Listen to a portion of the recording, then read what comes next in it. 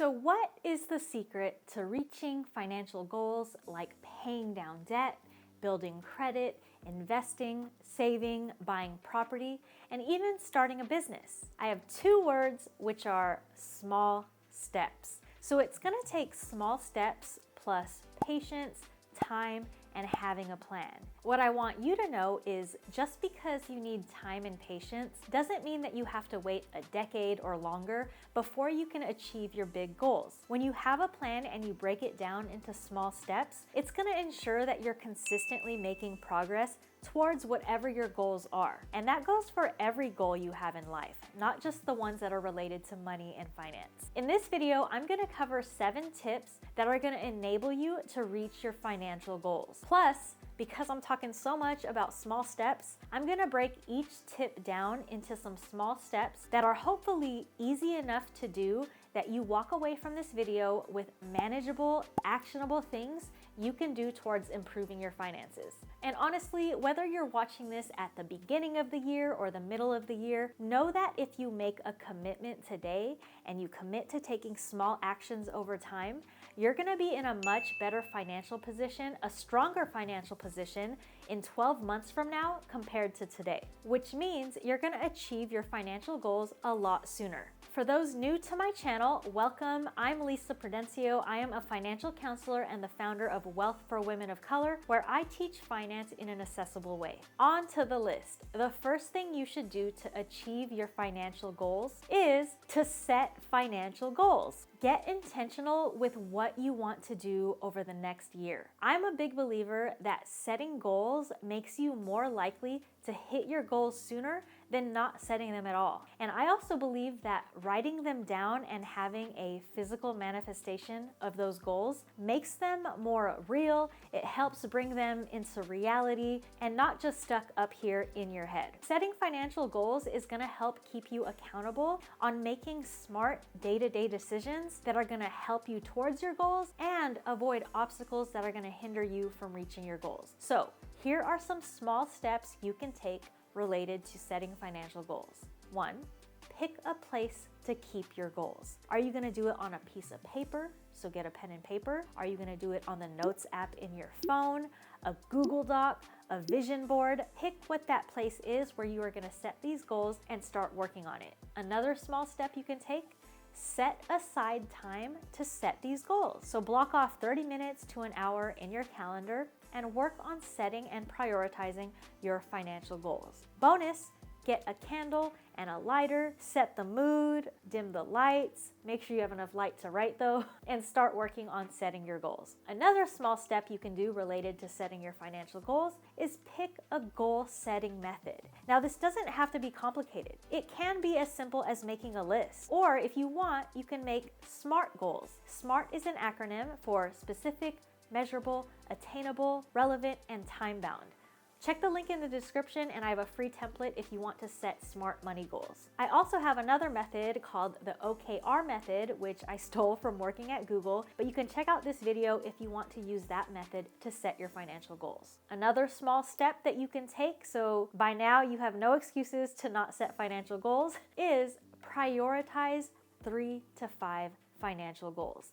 This doesn't mean you're not gonna work towards all of your other goals, but at least you're gonna define for yourself what's most important to you in the next 12 months. All right, moving on. The second tip to help you towards your financial goals in this upcoming year is to work on your money mindset. So your money mindset is basically the set of beliefs and attitudes you have about money. Some might call it a money script or a money narrative, but just know it's kind of the lens with which you see the world, specifically related to your thoughts, your feelings, your experiences with money. Your narrative about money is shaped by your whole lifetime of experiences, your knowledge, your lack of knowledge, everything that's related to money. So believe it or not, your money mindset directly influences every day-to-day decision and behavior you have when it comes to money and your overall financial health. Having a positive money mindset can lead to financial success, whereas having a negative money mindset can harm your progress. So quick disclaimer here, I'm gonna give you some tips and small steps to take towards improving your money mindset, but you have to know that this does not happen overnight. The goal is that you build awareness and mindfulness around money and your own money narrative so that you can build a positive relationship with money, not immediately, but over time. So here are some small steps that you can take to improve your money mindset. Number one, journal about money. You can reflect on your own beliefs about money by writing about it. There are a ton of money-related journal prompts out there on the internet. I'll include a link in the description to some money journaling prompts as well. On that note, you can also do money reflection exercises. So I may have coined this term, I haven't heard it before, but if you're interested, I have a free downloadable resource with worksheet activities that are gonna help you bring awareness to your relationship with money. And inside this PDF, there are some money journaling topics. Another small step you can take to improve your money mindset is to talk about money. Make it a goal to talk about money. You're gonna have to find someone that you can trust and that you feel safe talking to about money, but you're gonna have to work on opening up and having conversations about money so that you can uncover things about yourself that you didn't know or that you didn't see. It might even be cathartic to finally talk about money for once. So talk to your partner, a close friend, your therapist, or anyone that you feel safe around. All right, back to the bigger list. Tip number 3 on how you're going to improve your finances this next year is you are going to build good money habits. Similar to your mindset, building money habits is not going to happen overnight, but that awareness that you are building is going to go a long way to help you change any bad money habits or bad money behaviors. A lot of times our bad habits with money happen automatically and subconsciously. So that's why the first step is really to be proactive about building awareness and being proactive about building better money habits. Now, there are a ton of small steps that you can take to build good money habits. Let me know in the comments if you want a whole video about it. In the meantime, here are some small steps you can take specifically related to building better spending habits. Number 1, practice values-based spending. This can be as simple as asking yourself why when you're about to make a purchase, when you're about to hit that buy button, when you're about to get into the line for the register. Ask yourself why. Why do I need this thing? Do I want it to impress other people? Do I want it because it's gonna make me feel good for 5 minutes? Or do I want it because it's gonna bring value to my life, aligned with my goals, my values, and everything I want in life? Asking yourself why is one small step towards building that habit of only spending with intention. Another small step you can take is incorporating the 48-hour rule. This is a small step you can take towards good spending habits and to avoid impulse purchases and unnecessary expenses, especially when you're shopping online. So the premise is you put stuff in your cart and you leave it for at least 48 hours before you hit purchase. If it's something that's discretionary and it's not a necessity, like food and shelter, then it can wait. And that 48 hours is gonna give you time to reflect on whether or not it's something you actually wanna be spending your money on. Another small step you can take towards building better money habits is to pre-plan your next windfall. So windfalls are unexpected chunks of money, such as bonuses, inheritances, legal or insurance settlements, tax refunds, and more. You're more likely to use your windfall towards your bigger financial goals if you make a plan for them. So sit down, spend 20 minutes, and plan for your next windfall. Decide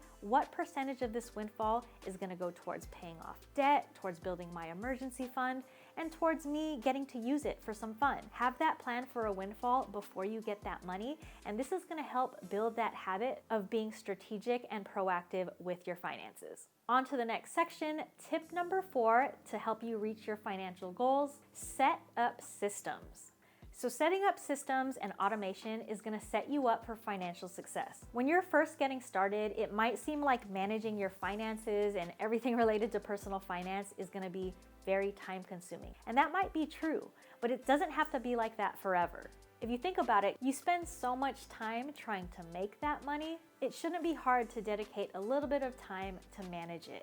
But obviously, since time is money, you're gonna want to build systems that help you manage your money better. Here are some examples of small steps you can take to set up good financial systems. Number 1, set money dates. Add a recurring time slot on your calendar to work on your finances. This is a date with yourself and your finances. If you have a partner that you share finances with, you can have this money date be with them as well. So this is one you can do right now. Pause the video and right now, pick a time in your calendar for a regular check-in on your finances. To start, I like having a bi-weekly check-in for 30 minutes. So every other week, you're gonna set aside time to work on your finances for 30 minutes. Now, if you have a lot to get organized, you might wanna go weekly. Either way, just make sure you have some consistent time that you dedicate to your finances. You can use this time to review your spending, to set up your budget, or even just to learn about personal finances. Another small step that you can take is paying yourself first. Paying yourself first is one way to automate money directly towards saving and investing, which means you are prioritizing your future self first and doing it in automated fashion. So you can do this by setting up a direct deposit from your employer to a second account, not just one checking account, or you can also set up an automatic transfer from your checking to your savings on the same day that you get paid. This ensures that you don't have to do any extra work and you're already saving and investing for the future. Another way to set up a good automated system is to set reminders. So opt in to email or text reminders from your credit card companies or anywhere that you have a bill that's going to be due every month. You can also set your own reminders in your calendar to check and pay your bills at least once a month. So this is your chance to get organized and set up a regular recurring system to make sure that you don't miss any payments. All right, tip number 5 to help you reach your financial goals is to know your numbers. When you know your financial standing at any given time, it's gonna help you achieve your financial goals in a major way. So this can include using a budget, tracking your expenses, and simply being familiar with your cash flow, the money that comes in every month versus the money that goes out. Now, I know it can be scary to face your finances, especially if you feel like you overspend or you feel guilty with the things that you do with your money, or if you simply don't have enough money. But I want you to try to accept the fact that knowing is so much better than not knowing. Knowing your finances and knowing your numbers is gonna help you build wealth in the long run, whereas not knowing where you stand is gonna always be an obstacle to reaching your financial goals. So here are some small steps that you can take towards knowing your financial numbers. Number 1, pick a tracking system. Use a spreadsheet, you can use an app, you can even use a pen and paper. Whatever you do, just make sure that you are tracking your cash flow in some way. Number 2, you can track your finances for 1 month to start with. Start by tracking all of the money that comes in and all of the money that goes out for 30 days. Make a running list. This is gonna give you a good gauge of whether or not you're living within your means. Okay, quick intermission before we hit the last 2 tips on this list. If you're enjoying this video, please subscribe, hit the like button, and also share this video with a friend. It's gonna help me help more people, and I genuinely, from the bottom of my heart, appreciate it. Okay, moving on, number 6, how you are going to reach your financial goals this year is by educating yourself. Financial literacy truly is the key to financial freedom. So you can educate yourself about personal finance by reading books, articles, or taking online courses, or you can follow personal finance creators like me on YouTube and other social media. Here are some small steps you can take towards improving your financial literacy and knowledge in specific finance areas. Number 1, read one finance book. You can check out this video for some recommendations or just pick one. There are so many out there. So yes, this is to learn about finances, but what you're also doing is you are building a habit of prioritizing your financial literacy. You're gonna be so much more likely to achieve your financial goals the more you prioritize your financial education. Number 2, pick a topic to learn about. No matter where you are in your financial journey, there is always something to learn. So pick a topic and commit to 1 hour of reading or listening to or watching content about that topic. Here are some examples: budgeting, buying your first property, investing strategies, estate planning techniques, how income taxes work, and so much more. Another small step you can take for your financial education is to follow some personal finance experts on the internet. So I'm a big believer that you should not get all of your financial knowledge from one source, especially if it's from people on the internet. You want to hedge your bets by learning from a few different people because it's going to help you learn to distinguish common perspectives from unique or less common ones. I'm not saying that all information out there is bad, but all of it also is not good. The more you know and the more you expose yourself to, the less likely you're gonna get bamboozled.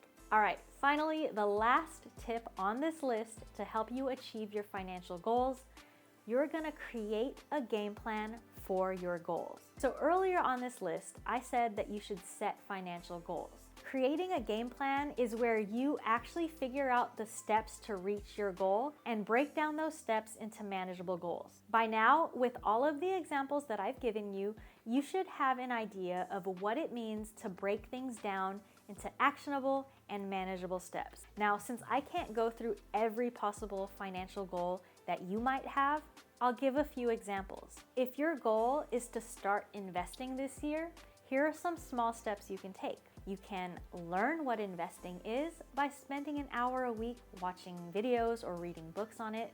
You can set aside a small amount of money each month to get started, such as $25 or $50 or anything that's not going to break your bank to do. Another example of a goal and setting small steps towards it is if your goal is to pay off debt, you can spend 30 minutes to gather all of your debt information, such as your credit cards and your loan statements, and you can learn about debt payoff methods like the debt avalanche method and the debt snowball method. You can take small steps to learn about the pros and cons of debt consolidation so that you can research on whether or not it's a viable option for your situation or not. Another example of coming up with a game plan for a financial goal is if your goal is to build your emergency fund this year, you can start by tracking your income and expenses for 1 month, like I mentioned earlier, so that you can understand your cash flow. Another small step towards your emergency fund is to simply designate a savings account that you already have or open a new savings account that you'll use for that emergency fund. So that is it for this video. I know it was filled with a lot of tips to help you get your finances in order. It might even be an overwhelming amount, but the point is, no matter what, you have to know that there is a small step that you can take towards your financial goals, regardless of what that financial goal is. Let me know in the comments if you're gonna start working on any of these starting today. I would love to know. Until next time, peace out.